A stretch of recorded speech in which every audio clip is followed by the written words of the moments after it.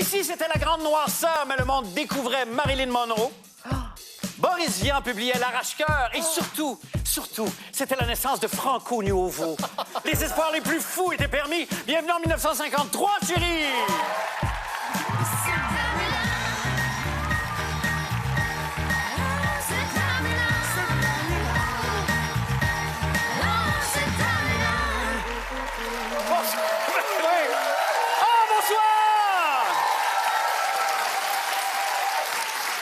Bonsoir à tous, ici au Club Soda. Bonsoir à ma fiancée à la maison et bienvenue dans cet antre du Red Light montréalais, qui est le Club Soda, évidemment, où chaque samedi, j'effeuille pour toi la culture québécoise en compagnie de mes sulfureux collaborateurs Émilie Perrault, Fred Savard et Simon Boulris. Bonjour, salut, allô! Hey! J'espère que vous avez passé une belle semaine. Ah oui! J'espère bien. Oui. Et j'espère aussi que vous avez plein d'anecdotes coquines à nous relater, en fait, pour l'année 53. Parce que moi, j'ai passé l'année au complet à attendre que Lily Saint-Cyr se casse une jambe pour pouvoir enfin monter sur scène à sa place et présenter le numéro burlesque qui m'aurait rendu célèbre en 53. C'est jamais arrivé? C'est jamais arrivé. C'est jamais arrivé. Mais j'ai vécu d'autres choses. Mais vous, mes amis si bien vêtus, est-ce que vous avez une anecdote ou un souvenir, en fait, qui évoque 1953 pour vous? Et je commencerai peut-être avec toi, Fred. Ben oui, parce que comme Simon et Émilie, j'étais pas né en 53, mais... Non? Non. Non, absolument, je suis le plus vieux. Je suis toujours né, moi, les années qu'on fait. T'es toujours né. Plus on recule, plus t'es né. Oui. Sauf que 53 années importantes, Félix Leclerc, Oui. après une tournée en France, Oui. assez triomphale, revient au Québec. Et c'est ce qui va le propulser dans l'imaginaire québécois. Parce qu'avant ça, oui, on le connaissait, Et qui va mais... commencer sa carrière au Québec pour vrai, là. Oui, aussi, exactement. Alors, à l'époque, il fallait absolument, visiblement, avoir du succès en France pour avoir du succès au Québec. Moi, je suis pas le plus grand fan de Félix Leclerc. Ben, ça arrive. Non, je respecte l'œuvre. Sauf que je suis un grand fan de Georges Brassens, qui, lui, a déjà avoué que c'est après avoir vu Félix Leclerc Incroyable. dans un cabaret de la Rive-Gauche à Paris, Ah. lors de cette tournée-là, qui a décidé... Il avait déjà commencé à écrire des chansons, mais il avait décidé d'aller sur scène en voyant Félix Leclerc. Puis ça, je trouve voyons ça donc. extraordinaire, oui. Alors, je vous ai d'ailleurs un extrait de Félix Leclerc de 1953. Mes jours, mes nuits, mes peines, mes deuils, mon mal, tout fut oublié. Ma vie de désœuvré, j'avais dégoût de la recommencer. J'ai repris mon bâton, mes deuils, mes peines et mes guenilles. C'est-tu merveilleux? Notre grand poète, quand même. Poète national. Vraiment, ouais. Devant un public français. Puis quand un public français est enthousiaste... Mais là, il l'était il est vraiment. enthousiaste. Oui, là, il l'était. Parce qu'habituellement, c'est pire. Hey, ça, c'était... Dans mon œil à moi, là, Oui. les Beatles au début. Oui. Merci, Fred. Simon, toi? Moi, c'est une de mes plus belles lectures de cégep. C'est Bonjour, tristesse de François Sagan. Oui. Il n'y a pas de réaction, mais pourtant, c'est tellement... T'attendais quoi, un C'est Stanley? tellement un bon livre. Parce que les gens attendent la suite. Mais c'est ça. un clin d'œil. Vous savez, le titre, Bonjour, tristesse, est un vers tiré de Paul Éluard. Oh! OK, voilà. C'est pas sorti en 53, c'est sorti en 54. Je triche. Mais là- c'est Là, qu'il ça a marche pas, faut que tu prennes un autre il a livre. été écrit en 53 durant l'été et elle avait seulement 17 ans. C'est incroyable. Elle a écrit pendant 2 mois et faut dire aussi, pendant 2 mois, elle a écrit, elle s'appelait Françoise Coirez et son père avait peur que quand on a su que le livre allait paraître... Monsieur Quarez? Monsieur Coirez avait peur parce que comme ils étaient les seuls dans l'annuaire, les Coirez, il était convaincu qu'ils seraient harcelés par des gens qui kidams, par appellent, des gens des qui kidams appelleraient. qui sont dans la Trolls. Il a proposé qu'elle se trouve un pseudonyme et comme elle venait de lire À la recherche du temps perdu, elle a choisi Le Prince de Sagan. Voilà, elle lisait déjà Proust. Et vous dire aussi que c'est son livre quand même qui a le plus vendu. Elle en a écrit une quarantaine, mais c'est son premier à l'âge de 17 ans. C'est heureux, hein? C'est déjà... Mais oui. Ben, c'est écoute, regarde, Ben c'est oui. merveilleux. C'est un peu l'histoire de ta vie, en quelque part. C'est vrai, moi, je me repose maintenant. J'ai tout fait. Toi, t'as fait C'est réglé. le meilleur est derrière, Simon. Oui! C'est-tu À merveilleux? mon âge, c'est génial. Quand on le sait. C'est merveilleux. Merci, Simon. Fantastique, Émilie Perrault. Tu retiens quoi, toi, de 50... Toi non plus, t'étais pas née. Non. Les hommes préfèrent les blondes, Marc? Ou comme dirait Simon en anglais? Gentlemen prefer blondes. Voilà. C'est le film de Marilyn Monroe Oui. qui a marqué 1953 et qui est vraiment un film que j'ai eu beaucoup de plaisir à réécouter, dans lequel elle est très amusante. C'est une comédie, donc, avec deux femmes qui traversent l'océan pour se rendre à Paris. Puis bon, évidemment, on a souvent dit de Marilyn qu'elle jouait un peu la nunuche, mais il y a quand même des répliques où on voit qu'elle sait très bien ce qu'elle faisait. D'ailleurs, elle dit « Je peux faire preuve d'intelligence quand c'est important ». Mais la plupart des hommes n'aiment pas ça. Et j'ai Ça, c'est choisi- une réplique du film. Ben oui, c'est une OK. réplique du Ben film. oui. Et d'ailleurs, je vous propose d'écouter un extrait où elle chante. C'est probablement la scène la plus mythique de ce film. Ah, on regarde. A kiss on the hand may be quite continental, but diamonds are a girl's best friend. Ah, c'est... Marc connaît la chanson aussi. Pardon? Tu connais la chanson? Ben, j'y étais à la répétition, en fait. Merci infiniment, Émilie. 1953 aussi marque l'apparition du premier numéro de Playboy. Oh! Oui. Alors, évidemment, le premier client aurait déclaré « Je l'achète pour les articles ». Oui. Tout comme je lis le Journal de Montréal pour les opinions nuancées de ses chroniqueurs. Bien, Radio-Canada présente l'émission Hello Toronto, ici Montréal. La suite n'a malheureusement jamais été diffusée. Elle s'intitulait Fuck You Montreal, This is Toronto. Commentaire politique. Ah oui, il en faut. On est samedi, un verre de vin, mais quand Oui. même, On la peut politique a réfléchir. sa place. On peut réfléchir. On peut réfléchir. Oui. Le 30 juin 1953, la première corvette sort des usines de Flint aux États-Unis. La petite quéquette aurait suivi juste après. C'est samedi soir. On va du vin. Oui, c'est ça. On peut réfléchir. On peut-tu réfléchir un peu? Et finalement, c'est en 1953 qu'un de nos plus grands artistes crée sur la rue du Rocher une œuvre qui fait jaser encore aujourd'hui. Accueillons, s'il vous plaît, l'homme qui sculptait des arbres, Monsieur Armand Vaillancourt!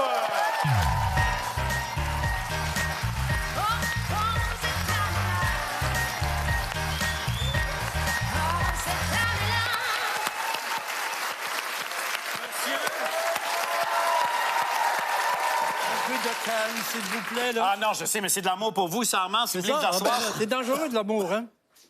Ah ben, ça dépend, Ça- oui, ben, c'est sûr, ça vire dépend. mal. Des fois, ça débande. Ah oui, des fois, ça débande. Mais, comment ça va? Vous avez l'air bien? Moi, je dis à ma blonde, je suis au garçon. Vous êtes toujours garçon? Ris de moi, comme Ben nous oui, autres, là. c'est sûr. Non, non, non, non.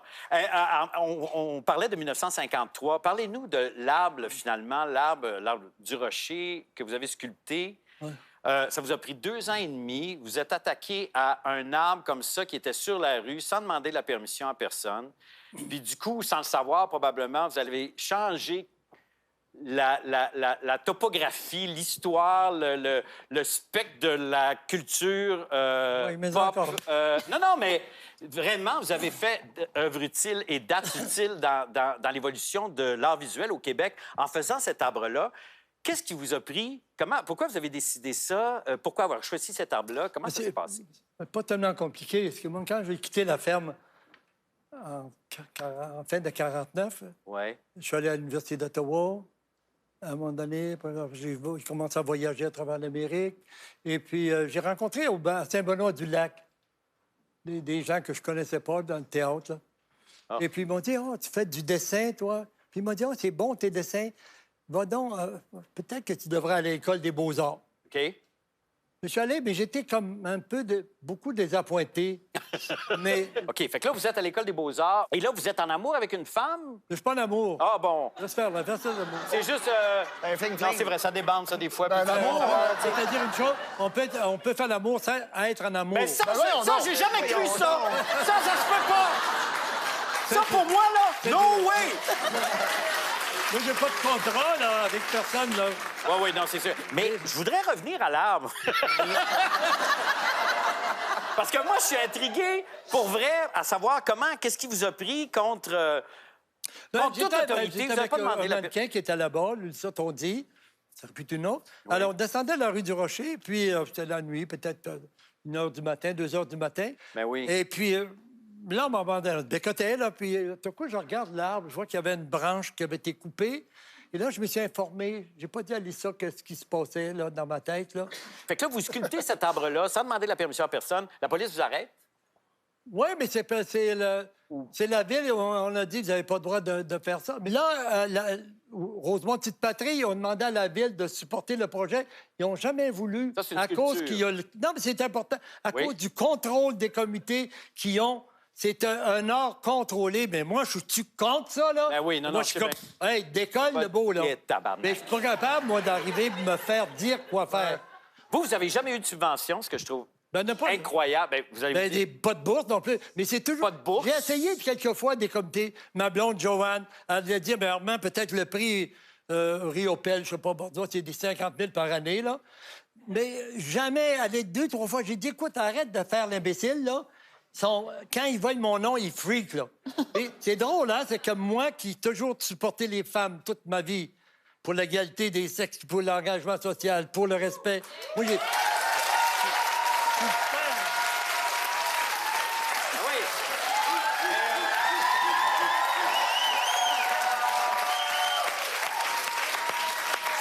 Je suis le père de 6 filles puis un garçon.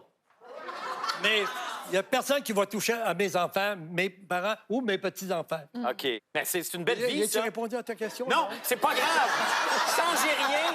On vous aime tellement comme ça. Merci beaucoup d'être là, Armand, pour rester avec nous. Pour le moment, on va à la pause.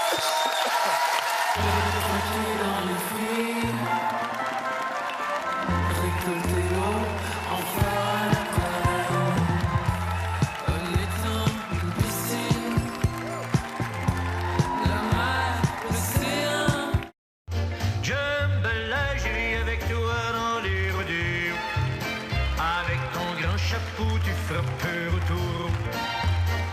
Viens mon gros, t'es bien slow, prends ton banjo. Son of a gun, on a plus fort dans le rock. Bonsoir! Ben, vous savez, malheureusement, dans la vie, rien n'est éternel, à part, bien sûr, Armand Vaillancourt. Mais c'est pourquoi, comme plusieurs d'entre vous, peut-être, je planche, déjà sur mon plan de retraite. Et je vous avoue que je suis tenté par une carrière d'auteur de contes pour enfants. Ah! Vous me direz, évidemment, Marc, avec la bouille que t'as, puis regarde-toi à face, ça va de soi, mais ça m'a pris des années à moi à me dire que... Faut les écrire. Oui, il faut les écrire, puis il faut les imaginer aussi. Puis là, j'étais parti sur une version woke de La Belle au bois dormant, dans laquelle le prince embrasse pas une femme qui dort, maudit pervers. Et je pensais que ça pouvait être un rite. Un hit, pardon, pas un rite. Un rite. Ben, un rite, c'est le mot allemand pour hit. Ah, oui. Émilie, en tant qu'arrière petite fille de Charles Perrault, dirais-tu que mon idée de me recycler dans le conte pour enfants est bonne? Pourquoi pas? Bon, 1953, évidemment, ça nous fait penser à Paul Buissonneau, qui toute sa vie a rêvé d'avoir un théâtre mobile, et c'est ce qu'il a réalisé en 1953 avec la roulotte. Donc, il se promenait dans les parcs pour aller présenter des contes classiques aux enfants à travers le théâtre. Donc, on pense à des relectures du Chaboté, Le Petit Chaperon Rouge, Ça existe Barbe toujours, Bleue. la roulotte, hein? Oui, tout à Oui, fait. oui, quand Elle même, est encore active, tout à fait, mais ça part donc de cette idée de Paul Buissonneau. Moi, personnellement, j'ai été initiée à l'univers des contes classiques, non pas par le théâtre, mais par la télé. Il y a une émission qui s'appelait Inimi Nimagimo. Raconte une Et histoire. raconte une et histoire. ben oui, c'est ça. Et Et- nos personnages. Aujourd'hui, avec mes yeux d'adulte, je me demande comment ça se fait que je suis passée à travers l'épisode de Barbe Bleue sans garder de séquelles, et je vous en propose un extrait. Ah oui, on regarde. C'est donc vrai ce que les gens disent! Vous êtes un monstre! Quand je commande, il ne faut pas désobéir. Sinon, je punis de mort. Vous avez désobéi, vous allez mourir. C'est votre punition.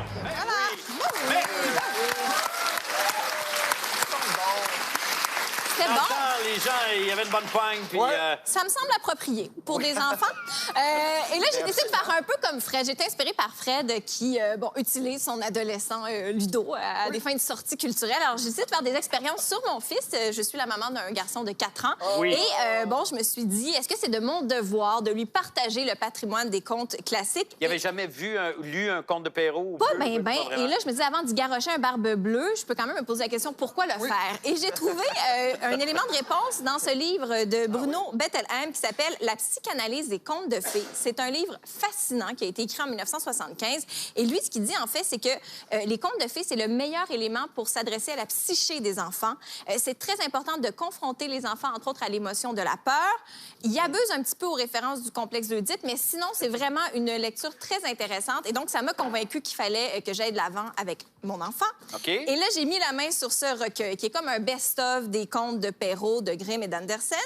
Et un outil qui est vraiment bien fait parce qu'il suggère des âges pour les différents contes. Barbe bleue, partir de 7 ans. Alors là, je me suis rabattue sur un petit chaperon rouge. Facile, tranquille. Pour commencer. Oh, oui, Il y aurait. ouais, du cannibalisme tranquille. Là. Et là...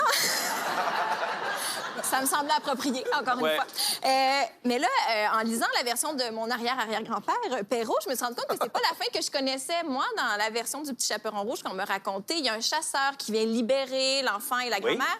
Pas dans la sienne. Je veux pas brûler de punch, mais ça se termine par le loup mangea le Petit Chaperon Rouge.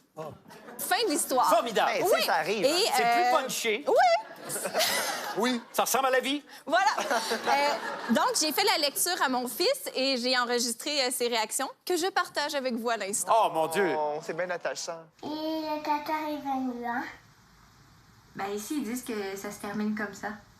Le tata est venu, le poupée le ventre, hein? Le ventre le rebord. Trop plate, lui. Tu trouves ça plate? Pourquoi? Moi, c'est toi tu travailles, maman, toi, tu. T'as pas une plate. Tu penses que ça, c'est pas un travail? Non, non, non. Hey! Je trouve ça intéressant, les sous-titres. Je vais les utiliser avec Ludo à la maison, parce que des fois, je comprends pas quand il parle avec les sous-titres. Oui, Je le recommande.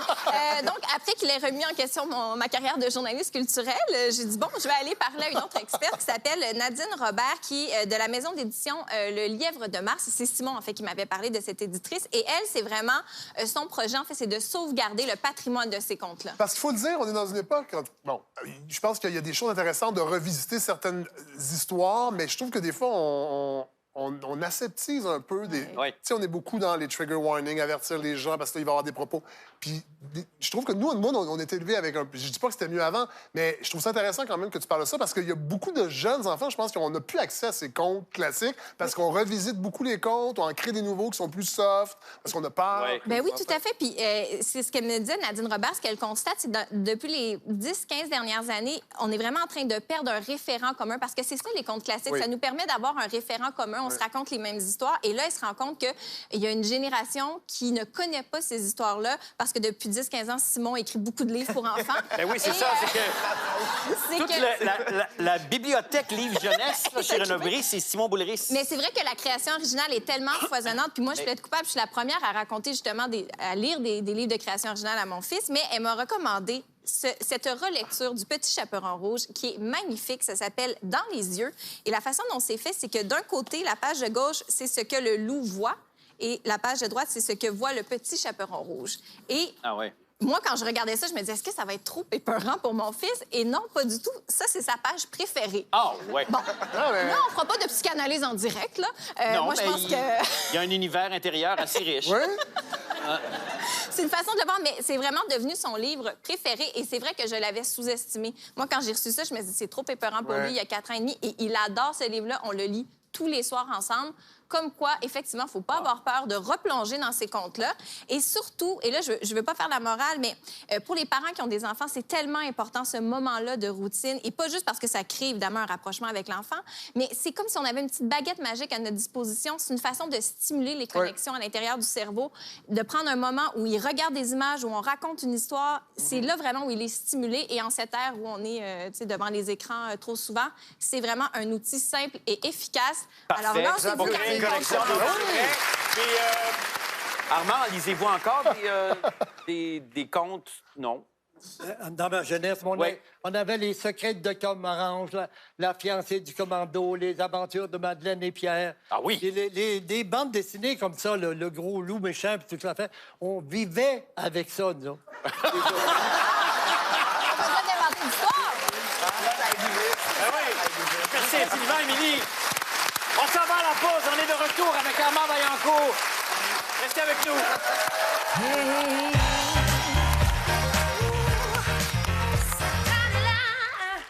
Petit Papa Noël, quand tu descendras du ciel. Oh my God.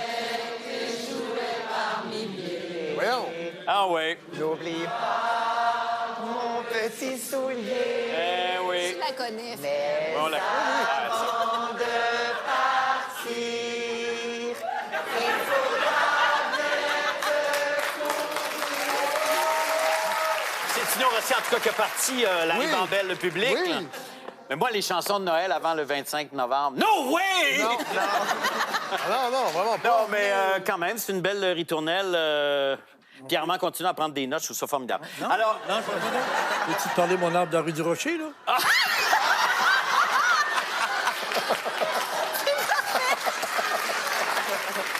ben, ça sera pas long, Armand. Je vais juste faire une petite affaire avant, OK? Je te donne la permission. Ben, c'est bien gentil. Merci donne beaucoup. Parce que c'est le moment tant attendu de l'émission où, tel un juge de la voix à l'enthousiasme parfaitement naturel, on pèse sur notre gros piton rouge pour se détourner du passé et faire face au présent. Et ça va vous tenter probablement de nous donner le goût de quelque chose, mes beaux juges. Jingle Minimax! C'est nouveau. J'haïs pas ça.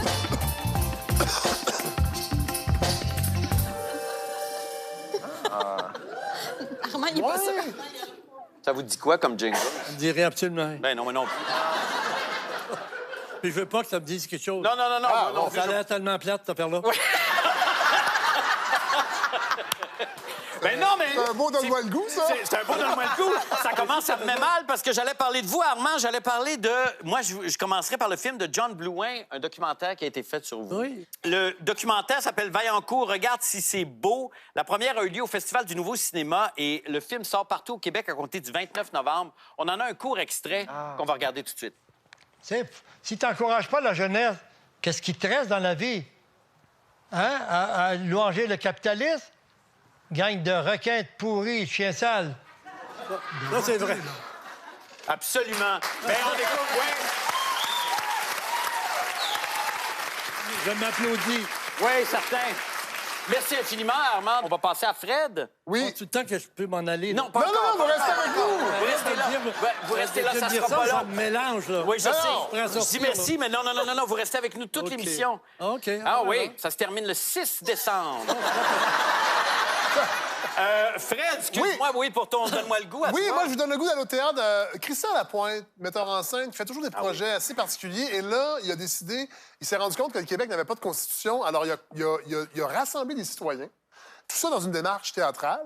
Il a rassemblé les citoyens pour que ces gens-là créent une constitution qui va être livrée du 12 au 30 novembre au Théâtre d'aujourd'hui. C'est vraiment une démarche qui dure depuis plusieurs mois, à peu près plus qu'un an même, et avec une quarantaine de citoyens tirés au hasard. Donc, c'est apolitique, tout ça. C'est pas indépendantiste ni fédéraliste. C'est vraiment de faire une constitution québécoise en 2019. Et il se sert du théâtre. C'est du théâtre citoyen. Moi, je trouve ça vraiment intéressant. Donc, du 12 au 30 novembre au Théâtre d'aujourd'hui. Merveilleux. Merci infiniment, Fred. Simon. Comme mon amie Émilie, j'aime beaucoup la littérature jeunesse, moi aussi. Et j'ai une autre de mes amies, Catherine Trudeau, qui fait paraître son tout premier livre. La comédienne. La comédienne, voilà, ça s'appelle Bérénice ou La fois où j'ai presque fait la grève de tout. Les illustrations sont faites avec brio par Cyril Doineau. Alors, ça raconte la vie de Bérénice, qui n'aime pas son prénom. Elle a horreur de son prénom et elle oblige ses parents à lui offrir un nouveau nom. Elle leur donne même une mise en demeure. Rien de moins. Et sans quoi, elle va faire la grève de tout.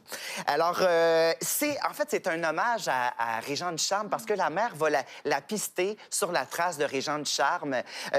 L'origine de son prénom, c'est évidemment celui de Bérénice dans La vallée des avalées. C'est plein d'amusement et ça pétille. C'est formidable. Merci infiniment, Simon. Émilie?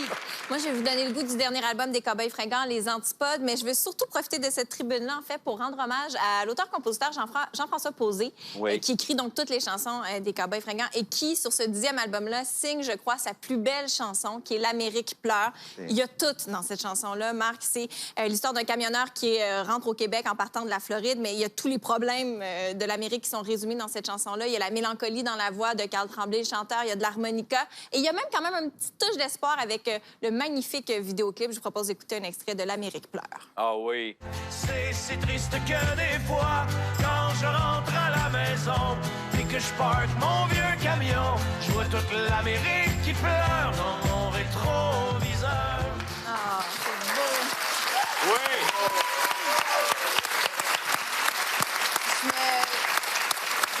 important de le souligner parce que Jean-François Posé n'a jamais été en nomination à la disque dans la catégorie auteur-compositeur et pourtant, c'est un de nos plus importants auteurs-compositeurs au Québec. Alors, c'est mon cheval de bataille. J'espère qu'un jour, il sera reconnu. Ouais. Bravo, oui, bravo, absolument.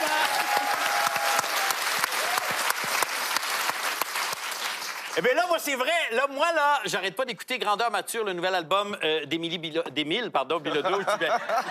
C'est toujours Émilie Bilodeau, ça n'a rien à voir avec lui. Aujourd'hui, tout est possible. Aujourd'hui, tout est possible. Ah non, mais on a la joie de l'avoir avec nous, pas l'album, mais l'album, on l'a. Mais l'Émile en personne. Émile Bilodeau! Oh! Avec le Colosséum, puis le pétrole d'Alberta. Dans les deux cas, ça pue puis ça coûte cher. Ici, on a des gars qui ont beaucoup de salaire. Tu connais tout le monde? Ah oui, merci de me recevoir. Hey, bienvenue, Émile. On est très contents. Il faut juste que je trouve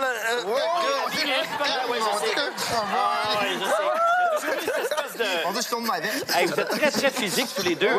Oui. C'est pas notre première fois, hein? Non. Oh! On a déjà partagé une loge ensemble.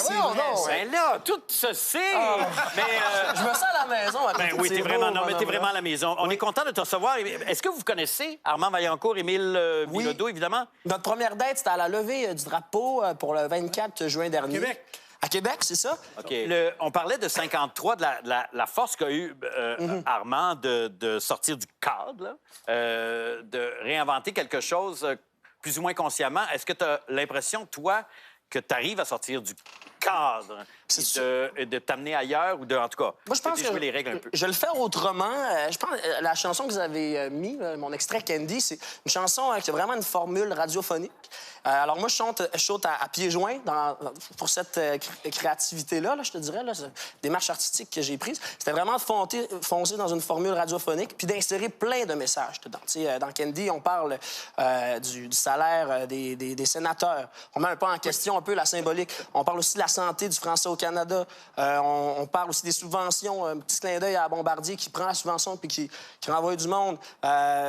C'est aussi le pétrole d'Alberta. Donc, ma manière de sortir un peu de la boîte, c'est de rentrer à pieds joints dedans, je pense. Avec ce message-là, ces messages-là, dans une forme pop puis dans un cadre pop quand même. C'est comme ça que j'ai procédé pour Candy. C'est sûr que ça change à toutes les chansons, mais ça, c'est une bonne manière, je trouve, d'exprimer un peu ma manière de rentrer dans la boîte puis de profiter de ces plateformes-là, d'être à la télé. Ben oui. Aussi d'être à la radio. Pour moi, c'est une manière de faire vivre mes idées, qu'ils soient dans l'auto. Pour les gens là, qui entendent ça, ces idées-là de liberté, je trouve ça important de profiter de ces plateformes-là. Félix Leclerc, on en parlait au début, et toi, il a bercé, lui. Toi, t'es un fils spirituel. Oui, absolument. De Félix. Je pense qu'on peut faire un rapport avec les mots que j'utilise, les thèmes. Je pense que celui de la nature revient souvent. Dans ma chanson, j'en ai plein mon casque de l'hiver. Je pense qu'on peut faire un lien avec ça. Lui, peut-être qu'il faisait plus la valorisation, là, mais je pense qu'il y a beaucoup d'amour de mon territoire, notamment dans J'ai vu la France, quand je parle du fait que je suis dans les Europes, puis je m'ennuie de mon fjord, parce que moi, mes parents ils viennent de Chicoutimi. Oui. Yeah! Saguenay Power, juste derrière! Fait que, pour moi, c'est la voix du silence qui vient de parler, là. Ah oui. C'est très beau. C'est comme la musique du fjord. Félix, pour moi aussi, ça symbolise beaucoup de choses. C'est la première fois que nos chansons ont voyagé. Une de ses grandes peines, c'est d'avoir été reconnu à l'étranger avant d'être reconnu chez lui. Puis je trouve ça intéressant, ça. Est-ce que le Québec a de la misère à se trouver beau? Je pense que ça date de ce qu'il y a longtemps. Ça, c'est quelque chose que j'aimerais explorer bientôt dans plein d'autres projets. Fait que c'est ça.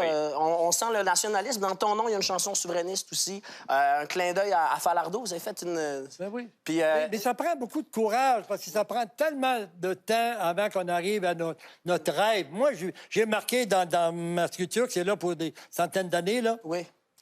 J'ai besoin de ça avant de mourir. Moi, je voudrais voir un pays qui s'appelle le Québec. C'est pas compliqué, mon affaire. Écoute, merci. Ça de toute fait façon, plaisir. tu restes avec C'est nous. moi le plus C'est content. correct, là? Oui, vraiment. OK, parfait. Merci beaucoup. Oui, il va rester. Vous allez rester.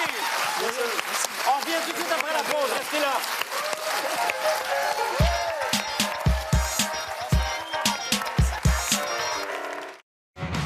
Comme un fil qui défile un courant, tricoté et serré au fil du temps. Comme un fil qui défile un courant, entre nous, entre dix, entre cent. évidemment, la jeunesse a été révoltée. Moi, quand j'étais jeune, on l'exprimait en criant « police plein de pistes » quand on voyait une auto de patrouille passer très, très loin avec les fenêtres fermées. Aujourd'hui, les jeunes manifestent leur révolte en marchant pour sauver la planète, chacun son truc. Plusieurs artistes ont évidemment été inspirés par cette colère ce qui m'amène à me tourner vers Simon ici. Simon, quand on te regarde, on pense tout de suite à Jeune rebelle en colère. Ouais. Tu dois sûrement avoir une opinion là-dessus. Mais je suis un révolté joyeux. Voilà, Je tu as suis la comme révolte ça. joyeuse. J'ai la révolte très joyeuse. Mais parlons théâtre pour commencer. On a beaucoup dit que le théâtre québécois est né en 1968 avec les Belles-Sœurs de Tremblay. Eh bien, en 1953, il y a une pièce qui est très marquante pour le théâtre canadien-français. Ça a révolutionné. C'est la pièce Zone de Marcel Dubé. Alors, vraiment un renouveau totalement. Une des pièces les plus jouées dans les écoles, les théâtres amateurs, une des plus étudiées aussi. Et le théâtre Denis Pelletier l'a présenté pas moins de 5 fois depuis la fondation en 64. Moi, j'ai vu la pièce en 2003. D'ailleurs, j'ai encore mon programme. Je colle toujours mon programme à l'intérieur des pièces que j'ai à la maison. J'aime ça faire ça. Mais j'aime que tu prennes la peine de l'expliquer. C'est ça qui est J'aurais merveilleux. peut-être pas dû le dire. Mais en 1900... Oui, mais c'était une petite preuve. Ben oui, je sais, Mais en oui. 1953, c'est étonnant, mais Marcel Dubé, qui avait seulement 23 ans, jouait dans sa pièce, aux côtés de Monique Miller, Hubert Loisel, Jean Duceppe et Raymond Lévesque. Raymond Lévesque. C'est incroyable. Tous les gens qui étaient dans cette pièce-là, c'était un tournant. Et sur la scène, il y avait plein de personnages dont on se rappelle peut-être Tarzan, Ciboulette, Passepartout, Moineau, Tinoir. Et non, c'était pas une émission pour enfants. C'était une gang de rue qui faisait la contrebande de cigarettes. Ah oui. Et il y en a peut-être qui se rappellent, Tarzan va commettre un meurtre sur un douanier. Et donc, ça se passe très mal. Mais les thèmes sont très riches. C'était l'appartenance à un groupe, les inégalités sociales, mais surtout la jeunesse révoltée. Et pour moi, l'archétype de la jeunesse révoltée, ben, c'est Antigone. Antigone, personnage mythologique, mythique. Moi, c'est un personnage que j'aime beaucoup parce qu'elle tient tête à l'autorité avec droiture, avec beaucoup de loyauté. Alors, évidemment, la version qu'on connaît le plus, c'est chez Sophocle, la toute première version. Mais en fait, juste pour mémoire, c'est la fille d'Édipe qui veut, coûte que coûte, offrir la sépulture à son frère qui s'appelle Polynice, malgré l'interdiction de son oncle, le roi Créon. Oui. Donc, je pense que c'est dans l'air du temps, Antigone. Il y a une pièce qui a été présentée tout récemment, en mars dernier, au Trident, une relecture d'Antigone. Olivier Artaud qui chapeautait le projet.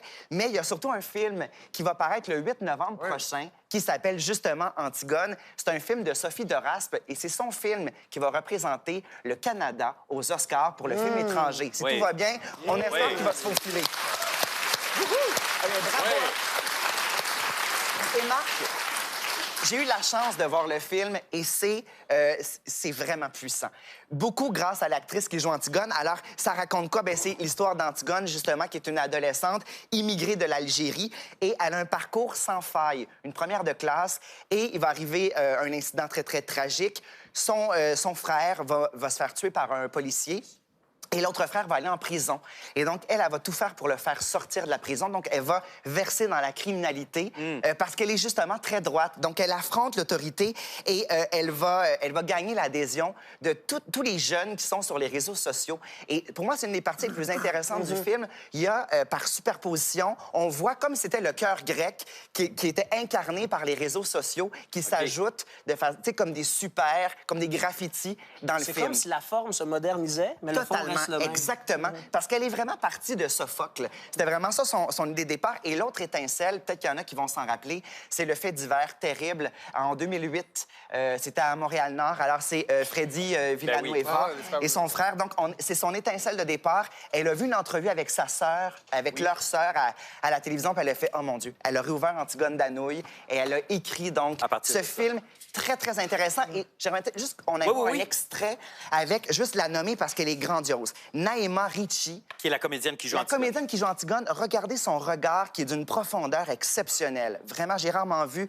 une actrice chargée comme ça. Elle est toute jeune, là. C'est un de ses premiers films. OK. Toi, est-ce que tu as pensé aux conséquences de ce que tu fais? Va réfléchir dans ta chambre. Toi, va réfléchir dans ton bureau. Moi, j'ai déjà réfléchi, je sais ce que je fais ici. Code 6 au colibri. Code 6. Ah ouais. T'es-tu dans ta semaine?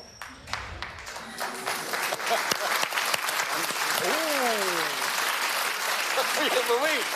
Il y a eu un haut derrière. Le Saguenay a réagi très fort. Ah oui, c'est ça, mais oui. Et je me suis demandé, tu sais, à la lumière de 53 versus 2019, la jeunesse révoltée, est-ce que c'est constant? Et là, je pense à vous, Armand Vaillancourt. Est-ce qu'il y a une évolution, selon vous, où la jeunesse a toujours la même ferveur de révolte, selon vous? La jeunesse des années 50, c'est pas celle d'aujourd'hui. Aujourd'hui, il y a une armée de jeunes. Moi, j'ai compté les petits carrés rouges en 2012, là. J'en ai à peu près 12 ou 13. J'ai manqué une marche avec les jeunes, une fois, parce que j'étais en dehors de la ville, là.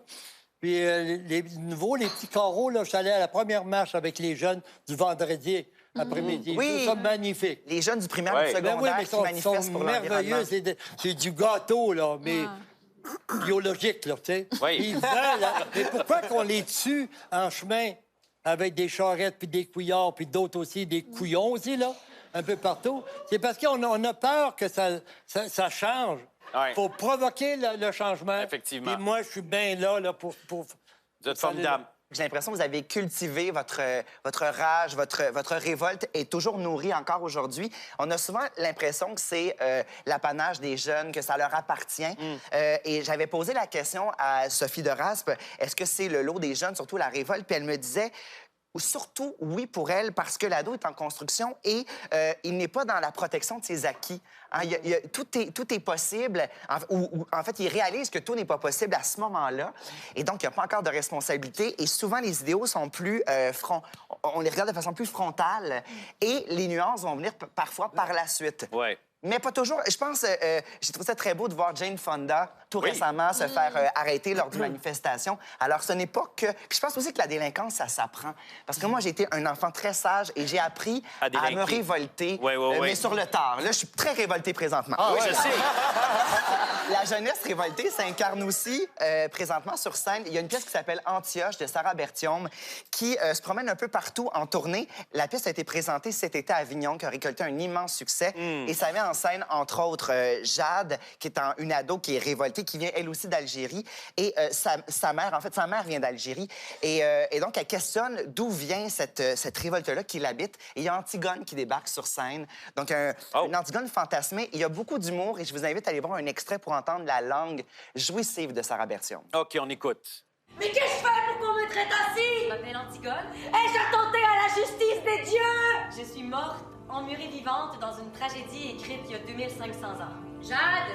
Allô? Jade! Jade et Inès sont deux lignes parallèles qui coexistent dans la maison. Ma mère, le silence de ma mère, l'inaction de ma mère, les choix de vie de ma mère, le bureau, les to-do lists, les états financiers, les courriels, les téléphones... Je vais conclure avec une petite curiosité. Ça m'intrigue beaucoup. Alors, il y a une autre Antigone sur scène ces jours-ci. Ça s'appelle Antigone on Ice. Et c'est un croisement entre le hockey et la tragédie. Voyons. Ça va s'incarner non pas dans des théâtres, mais dans des patinoires près de chez vous. Et on nous dit qu'à la fin, la Zamboni va faire office de corbillard et ramasser les points. Je suis très curieux. C'est un beau concept. Je vais y aller avec mon fils. Je vais aller voir ça quand même. Hey, ton fils, là, à la fin de l'année, il va être cassé. Là. Solide, solide. Merci infiniment, Simon. Vive la révolte! On se met à la pause!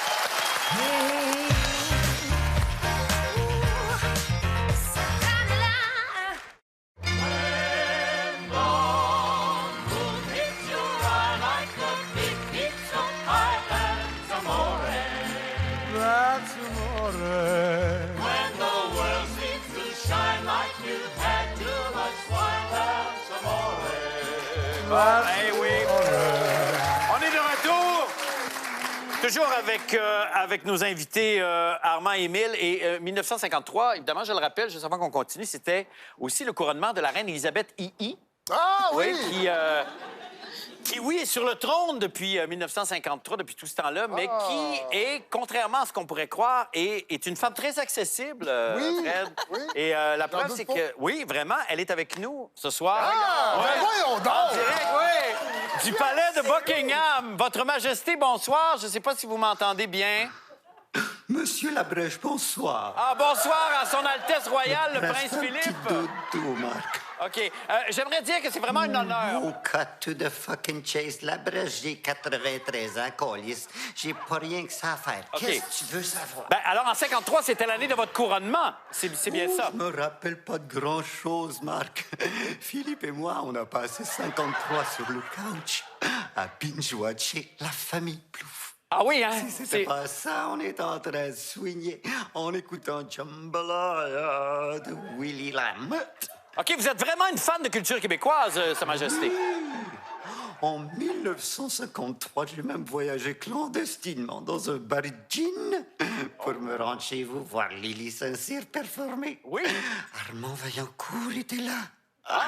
Armand. Anytime, tu le sais. Oui. Est-ce que votre mari est correct, Sa Majesté? J'ai un doute. Philippe. Il fait un petit dodo. OK, réveillez-le pas. Vraiment, réveillez-le pas, c'est pas grave. Je pense que c'est un gros dodo. Oui. En fait, moi, ce dont j'aurais aimé parler avec vous, évidemment, c'est... vous êtes devenue reine, évidemment. De la joyeuse Angleterre. Oui, et du Canada aussi, par le fait même. Non. La reine du Canada, c'est Guylaine Tremblay. Mais non, vraiment, c'est vous. C'est vous. Tu m'as-tu déjà vu avec un métro star dame? Non, mais quand même, c'est vous qui êtes la... Qu'est-ce qu'il y a, votre mari? OK. Oh non! Bon. Qu'est-ce qu'il y a, Philippe? Bon. Depuis votre couronnement de 53 diffusé à Radio-Canada, diriez-vous que la télé a fait du chemin depuis Sa Majesté? 2 mots pour toi, Marc. 5e rang. OK, fait que vous regardez vraiment Radio-Canada, Sa Majesté? Depuis toujours. Je suis une bitch pour Charles Tisser. Ben oui, qu'il l'est pas. Malheureusement, c'est tout le temps qu'on a, mais dites-moi, est-ce qu'on pourrait se laisser sur un scoop? Vous savez, c'est ça qui fait évidemment la réputation de Télé-Québec. C'est-tu William qui va vous succéder? Comment? On peut-tu savoir ça? Je sais pas, Marc, je sais pas. Il faut que j'aille remettre Philippe dans le formol. Ah ouais. Dire le nombre de fois que j'ai entendu cette excuse-là. Merci quand même, Betty. Merci infiniment. OK. Oh. Pas pire comme lui. Oui. Oh, boy. Je vais faire... des cauchemars pendant des années. C'est bien, ça. Alors maintenant, afin de nous laisser sur une note moins troublante, allons retrouver, si vous voulez bien, Émile Bilodeau qui va nous interpréter un des hits de 1953. On en parlait tantôt un peu plus tôt. Ben oui, bravo. Moi, mes souliers de Félix Leclerc, évidemment. D'ailleurs, Émile participera à un hommage à Félix Leclerc avec l'OSM, rien de moins que l'OSM, le 13 et le 14 novembre prochain. Mais pour le moment, on le savoure en solo. Émile, on t'écoute. Moi, mes souliers ont beaucoup voyagé. Ils m'ont porté de l'école à la guerre. J'ai traversé sur mes souliers ferrés le monde et sa misère.